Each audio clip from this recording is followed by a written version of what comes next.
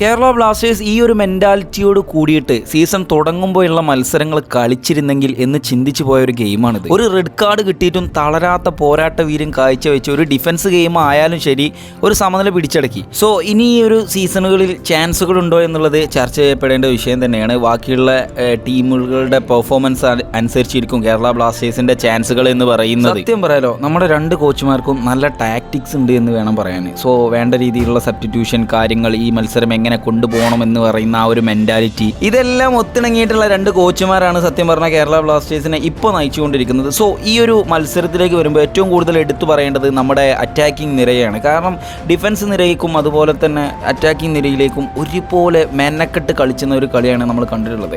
First ഹാഫിലേക്ക് വരുമ്പോൾ first തന്നെ നമുക്കറിയാം ഹൈ പ്രസ്സിംഗ് ആയിട്ടുള്ള ഒരു അറ്റാക്കിംഗ് ഗെയിമാണ് നോർത്ത് ഈസ്റ്റ് യുണൈറ്റഡ് FC കാഴ്ചവെച്ചത്. ഈ ഒരു ഗെയിം കൊണ്ട് തന്നെ ബ്ലാസ്റ്റേഴ്സിനെ സംബന്ധിച്ചിടത്തോളം പാസിംഗ് ആയിട്ടുള്ള ഗെയിമോട് കൂടിയിട്ടാണ് മുന്നോട്ട് പോയിരുന്നത് എന്ന് വേണം പറയാൻ.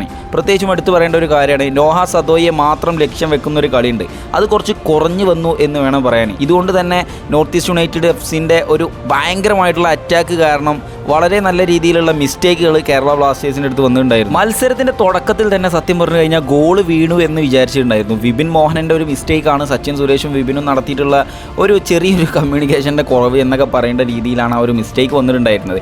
അതിനുശേഷം വിപിൻ്റെ അടുത്ത് നിന്ന് തുടരെയായിട്ടുള്ള മിസ്റ്റേക്കുകൾ നമ്മൾ കണ്ടു. പിന്നീട് ബ്ലാസ്റ്റേഴ്സിൻ്റെ ഒരു പ്രാണം നഷ്ടപ്പെടുന്ന രീതിയിലാണ് 30-ാം മിനിറ്റിൽ ഐബാൻ ഡോളിങ്ങിന് ഒരു റെഡ് കാർഡ് കിട്ടുന്നത്.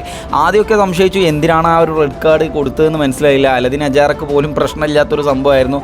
ബട്ട് കെയർലെസ് കൊണ്ടായിരിക്കാം, ഇനി ചിലപ്പോൾ അതും അപ്പീൽ ചെയ്തിട്ട് AIFF മാറ്റി കൊടുക്കാനുള്ള സാധ്യതകൾ കൂടുതലാണെന്ന് തോന്നുന്നുണ്ട്. സോ അതങ്ങനെയാണ് വരല്. കാരണം ബ്ലാസ്റ്റേഴ്സിൻ്റെ മത്സരം കഴിഞ്ഞാൽ ചിലപ്പോൾ ആ റെഡ് കാർഡ് എടുത്തു ഒഴിവാക്കാനുള്ള സാധ്യത കൂടുതലുണ്ട്.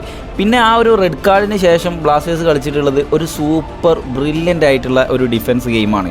സത്യം പറഞ്ഞാൽ അജാറെ, ജിതിന് ഇവരൊക്കെ നല്ല രീതിയിൽ കിഡിലൻ രീതിയിൽ ഒരു മുന്നേറ്റം കൊണ്ടുവരുന്നു. പക്ഷേ അതൊക്കെ തടുത്തിടാൻ നമ്മുടെ ഡിഫൻസിന് സാധിച്ചു എന്ന് പറയുന്നത് ഒരു പ്ലസ് പോയിൻ്റാണ്. അതായത് ഒരു ഡിഫൻസ് ഗെയിമിലേക്ക് നല്ല മിച്ചം വന്നിട്ടുണ്ടായിരുന്നു ഈ ഒരു മത്സരം.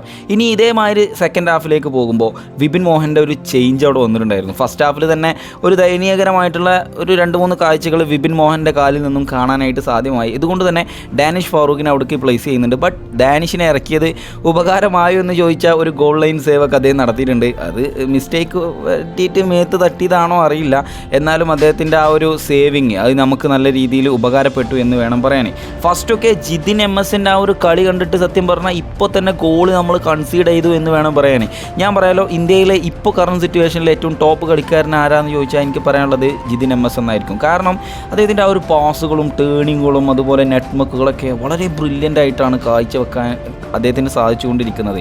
ഇനി ഈ ഒരു ഗെയിമിലേക്ക് നമ്മൾ വീണ്ടും തിരിച്ചു വരികയാണെന്നുണ്ടെങ്കിൽ ഡിഫൻസ് ഗെയിമിലേക്ക് കൊണ്ടുപോയിരുന്നൊരു കളി, അതായത് ബ്ലാസ്റ്റേഴ്സിനെ സംബന്ധിച്ചിടത്തോളം ഒരു റെഡ് കാർഡ് കിട്ടിയ പിന്നെ ഫുള്ള് ഡിഫൻസ് ഗെയിം, ഗോൾ ഇടാനുള്ള ഒരു ശ്രമവും നടത്തുന്നില്ലെങ്കിൽ പിന്നെ ആ ഒരു ടീമിനെ സംബന്ധിച്ചിടത്തോളം ആ ടീം ഫൈനലിലോ അതല്ലെങ്കിൽ സെമിയിലൊക്കെ പ്രവേശിച്ച് കഴിഞ്ഞാൽ ഇങ്ങനത്തെ ഒരു സാഹചര്യം വന്നാൽ പിന്നെ കളിച്ചിട്ട് കാര്യമില്ല. പക്ഷേ ബ്ലാസ്റ്റേഴ്സ് ഇന്നത്തെ കളിയിൽ നോഹ സദോയ്ക്കും അതുപോലെ തന്നെ നമ്മുടെ അഡ്രിയാൻ ലൂണക്കൊക്കെ അറ്റാക്കിങ്ങിലേക്ക് പന്തെത്തിക്കാനുള്ള അവസരങ്ങൾ ഉണ്ടായിട്ടുണ്ട്. ഇപ്പോൾ നോഹയെ സംബന്ധിച്ചിടത്തോളം നോഹ വേഴ്സസ് ഗോൾ കീപ്പർ അങ്ങനത്തെ സിറ്റുവേഷനുകളൊക്കെ ഈ ഒരു ഗെയിമിൽ നമുക്ക് കാണാനായിട്ട് സാധിച്ചിട്ടുണ്ട്. പ്രത്യേകിച്ചും എടുത്ത് പറയേണ്ട അറ്റാക്കേഴ്സ് ഡിഫൻസിൽ വന്നിട്ട് അവർ ആ ഒരു പ്രകടനം കാഴ്ചവെക്കുന്ന ശൈലികളാണ്. അപ്പോൾ ക്വാമി പെപ്രൊക്കെ അവിടെ വന്നിട്ട് സ്ലൈഡ് ചെയ്യുന്ന ദൃശ്യങ്ങൾ നമ്മൾ കണ്ടു.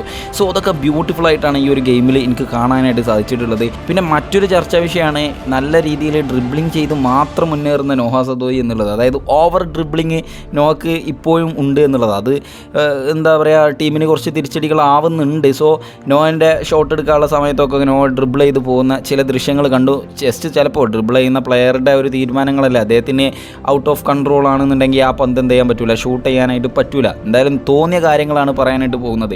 സോ ഈ മത്സരത്തിൻ്റെ അവസാനത്തിലേക്ക് വരുമ്പോൾ ഈ മത്സരത്തിൻ്റെ ഒരു മെൻറ്റാലിറ്റി എന്ന് പറയുന്നത് ബ്ലാസ്റ്റേഴ്സിനെ സംബന്ധിച്ചിടത്തോളം ഈ സീസണിൽ തുടരെ ഉണ്ടെന്നുണ്ടെങ്കിൽ, ആദ്യം മുതലേ ഉണ്ടെന്നുണ്ടെങ്കിൽ ചിലപ്പോൾ ഇപ്പോൾ ടേബിളിലെ ടോപ്പ് എത്താനുള്ള സാധ്യതകൾ ഉണ്ടാവും. ഇപ്പോൾ വേറൊരു കാര്യം പറയാനുണ്ടായിരുന്നത്, ലൂണ പോയിൻ്റ് ശേഷം ഫുള്ളി ഒരു ഡിഫൻസ് ഗെയിമാണ് കളിച്ചിട്ടുള്ളത്. അത് കോച്ചുമാരുടെ ഒരു തന്ത്രമാണ് തോന്നുന്നു. കാരണം ലാസ്റ്റ് ടൈമിലാണ് ലൂണയെ തിരിച്ചു വിളിക്കുന്നത്. ലൂണയുടെ ഹീറ്റ് മാപ്പൊക്കെ കണ്ടവർക്കറിയാം എന്താണ് അയാൾ കാണിച്ചു വെച്ചിട്ടുള്ളതെന്ന്. ഭയങ്കര നയിച്ച് കളിച്ചിട്ടുണ്ട് എന്ന് പറയുന്ന രീതിയിലാണ് ലൂണ ഈ ഒരു മാച്ചിൽ കളിച്ചിട്ടുണ്ടായിരുന്നത്. പിന്നെ ഫുള്ളി ഡിഫൻസ് ഗെയിമിലേക്ക് പോയപ്പോൾ തന്നെ ബ്ലാസ്റ്റേഴ്സ് സത്യം പറഞ്ഞാൽ കളി അവസാനിപ്പിച്ച മട്ടിലായിരുന്നു. അതായത് ഗോൾ കൺസീഡ് ചെയ്യാതെ ഈ ഒരു സമനിലയുമായിട്ട് പോകാനുള്ള തന്ത്രപ്പാടിലായിരുന്നു എന്ന് തോന്നിയിട്ടുണ്ടായിരുന്നു. സോ നിങ്ങളുടെ അഭിപ്രായങ്ങൾ ജസ്റ്റ് അടിയിൽ കമൻറ്റ് ചെയ്യുക. ചാനൽ സബ്സ്ക്രൈബ് ചെയ്യുക, തൊട്ടടുത്താണ് ബെല്ലൈക്കൺ കൂടി എനേബിൾ ചെയ്യാൻ മറ്റൊരു വീഡിയോയിൽ നിന്ന് കണ്ടാൽ ബൈ.